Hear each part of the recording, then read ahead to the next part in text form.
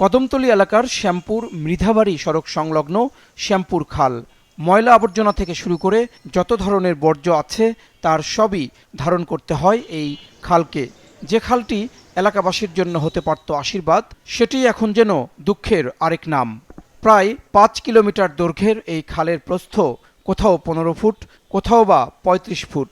খালটিকে ঘিরে একাধিক স্বপ্ন দেখানো হয়েছিল এলাকাবাসীদের, কিন্তু কিছুই হয়নি। বারবার শুনছি যে খুব শীঘ্রই এটার কাজ ধরবে, কিন্তু কত তাড়াতাড়ি ধরবে সেটা কিন্তু আমরা জানি না। এই খালটার জন্য কিন্তু আমরা সবাই উদ্বিগ্ন হয়ে আছে যে কবে এই খালটা হবে, আমাদের পানি নিষ্কাশনের ব্যবস্থা হবে, আমাদের জনজীবন স্বাভাবিক হবে। সাধারণত একটা বৃষ্টির কারণে আমরা চলাচলের জন্য আমাদের বিঘ্ন ঘটে। মানুষ অনাহারে, মহিলা পুরুষ সবাই কষ্ট করে। এই রোডের মাথায় বাজার আছে, বাজারের সম্পূর্ণ ময়লা এই ক্যানেলের মধ্যে ফেলা হয়। ক্যানেলের পাশে যাদের বাড়ি, তাদের বাড়ির ময়লা, তাদের কোনো ডাস্টবিন নাই, এই ক্যানেলটাই যেন তাদের ডাস্টবিন।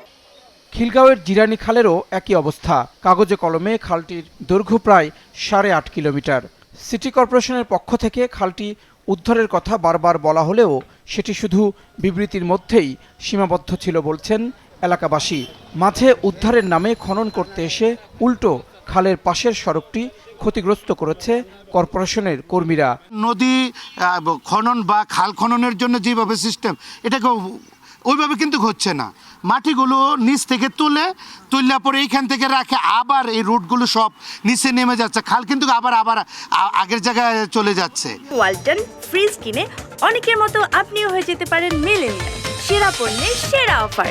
হারা প্রতিনিয়ত শুধু গর্ত করতে থাকে, শুধু গর্ত করলে তো হবে না, এর মধ্যে কি করতে কিছু ব্লক দেন আপনারা, ব্লক দিয়ে আপনার রাস্তাটা ঠিক রাখেন, খালটা ঠিক রাখেন, রাস্তাটা ঠিক রাখেন। আইয়া যে মাতবরি করে কাটতে লয়ে জায়গায় যে রাস্তাগুলো ভাঙতাছে, এই রাস্তাগুলোতে মানুষ চলতো না।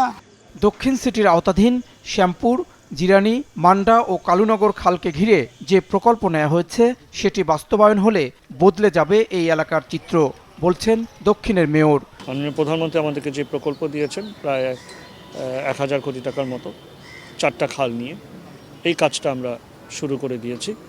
এখন স্থায়ীভাবেই দখলমুক্ত হবে, সীমানা নির্ধারণ করব, বেষ্টনী দিব এবং তারপরে আমরা আমাদের হাঁটার পথ, নান্দনিক পরিবেশ, সাইকেল চালানোর পথ, খালের খনন আমরা এমনভাবে করব যাতে পানি প্রবাহ কোনো প্রতিবন্ধকতা ছাড়া নির্বিঘ্নে যেন নদী পর্যন্ত যেতে পারে। আদি বুড়িগঙ্গা উদ্ধারে গুরুত্বপূর্ণ ভূমিকা পালন করলেও খাল উদ্ধারে দক্ষিণ সিটি তেমন কোনো ভূমিকায় রাখেনি, অথচ প্রকল্প ঠিকই নিয়েছে, বলছে রিভার অ্যান্ড ডেল্টা রিসার্চ সেন্টারের চেয়ারম্যান। এখন বলা হচ্ছে মেয়রদের পক্ষ থেকে এবং রাষ্ট্রের বিভিন্ন পর্যায় থেকে বলা হচ্ছে ঢাকার খাল দিয়ে নৌকা চলবে। আগে খালটা উদ্ধার হোক, তারপরে নৌকা চলানো, জাহাজ চলবে, সেটা আমরা পরে দেখতে পাবো।